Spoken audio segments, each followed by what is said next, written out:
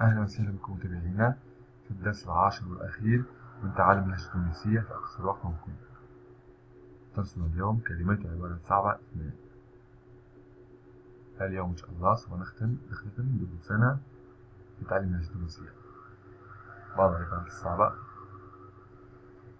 اقعد واقف، ظل واقف، اخطف روحك، اذهب بسرعة، اخطف روحك، قوم ارقد، اذهب للنوم، عالصباح، عالصباح في الصباح الباكر، فيها الليل، في الليل المتأخر، عندك شي، هل عندك، اغزر الخشمك، اغزر الخشمك، انظر لأنفك. تقال عند تعجب شخص، جمال وروعة شخص آخر، فيقال حتى تبعث العين. أمثلة تونسية: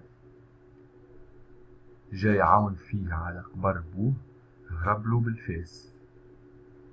جاي عاون فيه على قبر بوه، هربلو بالفاس. أي استنجد به لإعانته فزاده تعب على تعب ومشاكل على مشاكل. الباي باي حتى في شكارة، الباي باي حتى في شكارة، معناه مهما ساءت أحوال الإنسان بالهمة العالية والأنفة يبقى دوما عزيزا. لشكون تحرقص يا مرت العمى، لشكون تحرقص يا مرت العمى، يعني أنت تكلم أحد وهو لا يسوء إليك، أن تفعل شيء من أجل أحد ولكنه غير مبالي بك.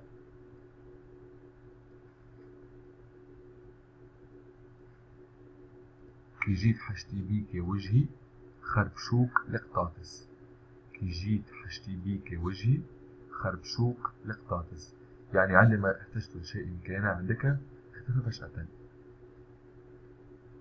نعيد الأمثلة: جاي عاون في على قبر بوه هرب من الفاس، الباي باي حتى في شكارة، لشكون تحرقص يا مرت العمى، كي جيت حشتي بيك يا وجهي خربشوك لقطاطس. نشكركم متابعينا على وفائكم ودعمكم طيلة الفترة الماضية، لقد استمتعنا جدا برفقتكم، نتمنى أن تمكنا من سعادتكم وإفادتكم، ولا تبخلوا على زيارة تونس، فهي بلد رائع جدا. لا تنسونا بدعواتكم. في أمان الله.